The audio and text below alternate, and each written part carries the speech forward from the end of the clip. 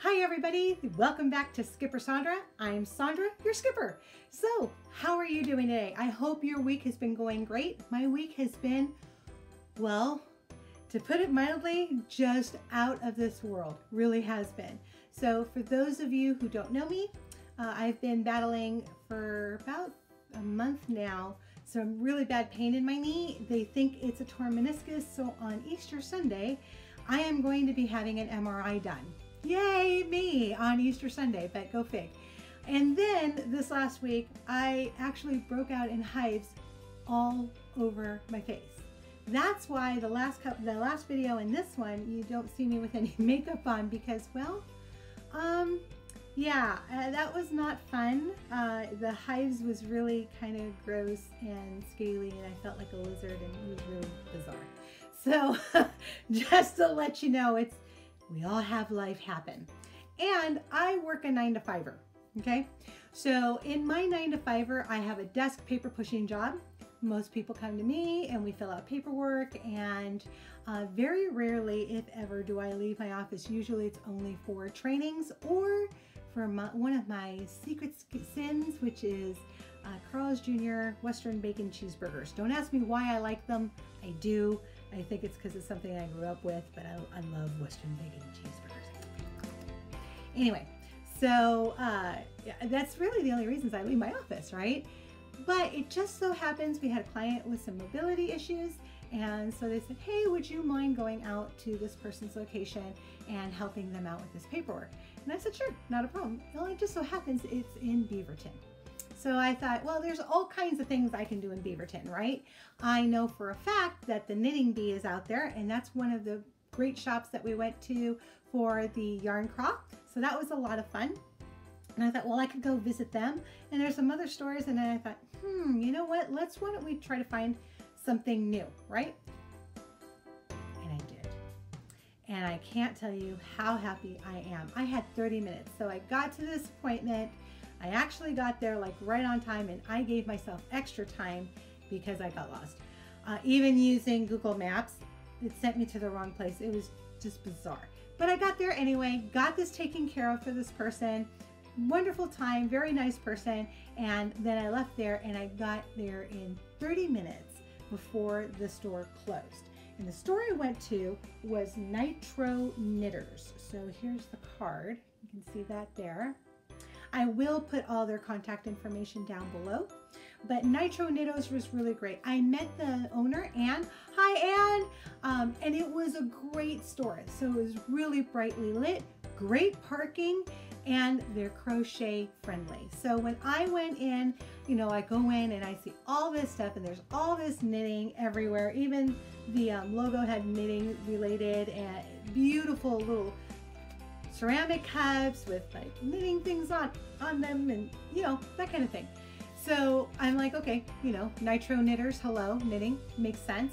So Anne's the first one that greeted me, and I let her know who I was, that I was Skipper Sandra, and that I had a blog, and that we are crochet centric. She lit up like a Christmas tree.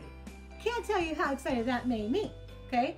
She was all excited. She's like, oh my gosh, we just got a new instructor, and she's awesome. She's doing some really great stitches. She showed me the 2 projects that they're working on. Their hats, oh my gosh, the stitches are so super cool. So they have classes on Mondays, and they have like a once a month special event for crocheters, and I'm sure they do that for knitters too. We were talking about crochet, and I'm considering going there because, quite frankly, those stitches were really cool, and I would like to learn them. So, and I haven't seen them before, okay? So I thought that'd be great. And I have, of course, some very dear friends that live in Beaverton. Hi, Rhonda. Hi, Jill. Hi, Robin. So anyway, I'd have to go in, and I didn't stop and say hello. Sorry, ladies. But I did have to get home. I had to go to work the next day. So, but I did stop by. Great place. Wonderful yarns, heavy on the wools, okay? But they had other fibers as well.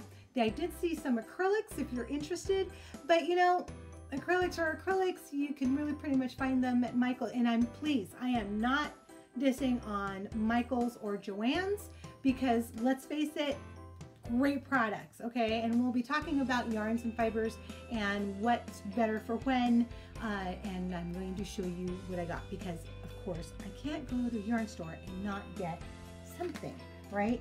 I almost got a t-shirt. So she had this one t-shirt that said, Alexa, weave in my ends.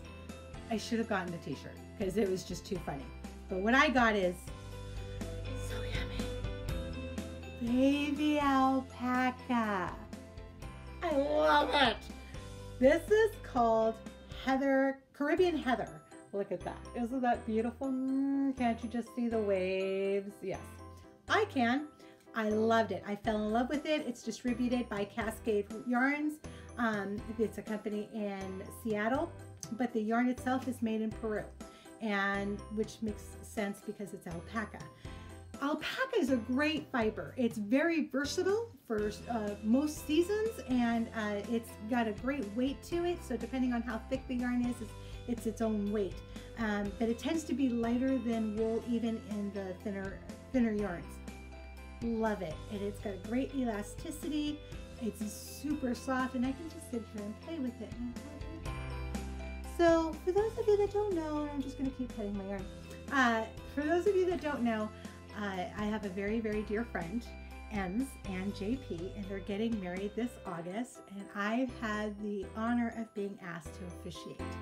So I'm thinking maybe making a pretty shawl that I can wear for the wedding, or a vest cover-up.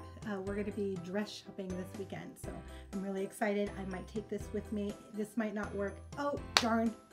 I might have to go shopping some more. Oops. So we'll see. But very excited about that. And I may be officiating another wedding also. So it just kind of happened. But very excited. It was a great place to go. And again, just because it said knitters, don't let it stop you. There are some great stores out there. And yes, okay, so 95% of the stuff out there is for knitters. But we're really making a indent into the industry. They're really seeing that crocheters we're here to stay, we're creative, we're fun, we love fibers. When I had gone to the CGOA convention that was here in Portland last year in 2018, I went to their market, and one of the great conversations that I had with one of the yarn suppliers was that she loves to do, and we'll see that because it's in my stash. And it's really this funky yarn, and she said, you know, I love coming to the crochet conventions because crocheters are nuts. We love to do stuff with everything and anything under the sun. We're adventurers, and not to say that knitters aren't, but we really do just kind of lead the pack when it comes to something funky. And that is one of the great things about crocheting. So embrace that, be adventurous, and have fun with your fibers. I know I'm going to. So I'm very excited about this. And that was, and like I said, it's in Beaverton. All the information is going to be down below. So check it out. You're going to have fun. And like I said, Anne was just so sweet. Really, it was, oh, so I have to tell you, there was another lady there, and please forgive me for forgetting her name, but her husband did these hand, and I don't know why I didn't pick it. I should have picked one out. I'll have to go back. It's just a moral imperative at this point. But hand-turned wooden needle cases, and they were, you know, kind of round or oval, beautiful, gorgeous woods, really, really, really pretty. So if you're looking for something very unusual, you can get this for quilters, sewers, knitters, crocheters, anybody who does anything with needle arts. I think would appreciate it. It was beautiful. They're individual, they're hand turned, and you know wood has, you can get the same block of wood and separate into separate pieces, and not any two of them are going to look alike. It's beautiful, beautiful stuff. Oh yes, I love wood too. I can just pet wood when it's, yeah. Okay, so that was that adventure, and I hope you go in and check them out. You'll really enjoy it. The next thing I wanted to talk to you about, so sit back and let's kind of think about this. I don't know about you, but, well, I do know about you, some of you, because I've been told that you would like to have a group that meets here in Clackamas. And Clackamas is kind of like the black hole of Calcutta, only there's a black hole in Clackamas. Maybe we need to find that lady and see if she can't create an algorithm as to why Clackamas is such a black hole when it comes to fiber arts, especially yarn stores and crochet-centric type stuff, right? I mean, we need to look into this. So anyway, in as much as I know that there's people out there that have been looking, crocheters, our fellow crocheters, that are looking for a group to meet up with, I started looking into that and preparing a meetup group. But I thought, you know what, I'm going to reach out to you guys and see what is it that you guys really want. So I've got 3 questions for you. Again, I'm going to put those questions down below. I'm also going to post them on my Facebook page, which the link will be down below. So go either onto the Facebook page or you can answer here and let me know the answer to these 3 questions. So the questions are, 1, what day of the week would you like to do it?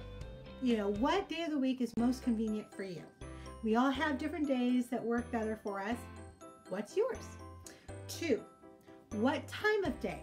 So are we talking morning, afternoon, early evening? Of course, that's going to depend on the day and what your work schedule is like if you have work, or if not, if you're caring for people or whatnot. So what time of the day would be best for you?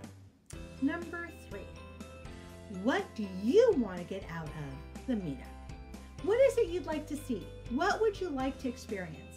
I'll let you know some of my ideas. So I would love to share with you guys some of the alpaca farms, sheep farms, spinning, weaving, the dyeing, the indie dyeing, fibers. Oh, there's all kinds of things out there. There's so much out, and there's events. So I'd like us to be able to do some of these events together, go to some of these places together.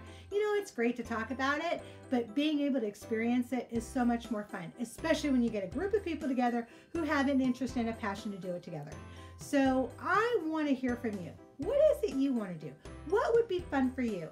What do you think would be things that you'd like to do if you wanted to go on a field trip? I'd love to hear from you. So I think that's pretty much it for today, but I think that that's a lot because I really want you to think about it. I want this to be our group. I want this to be something that we can all look forward to and have a great time doing. So down below, you're going to have the list of course, all of my contacts, but come onto my Facebook page and let me know the answers to those questions. I'd love to hear from you. And other than that, I hope you guys have a great week. I know there's some exciting stuff coming up. We're going to be doing some unboxings. I will have guests, and we'll have hopefully some really great results to this, and we'll be moving forward. So stay tuned. Join me on our journey through the 7 C's of fiber arts and our crochet world. It is so much fun. And we're going to be experiencing more and all of that. So you have a great day, and I'll see you over on Facebook, and you have so much fun. Keep stitching, keep enjoying, and keep creating. All right, everybody, have a great one. Oh, and don't forget to subscribe and to hit the little bell, because that little bell is going to let you know when the next video comes out. All right, everyone, have a great day. Bye.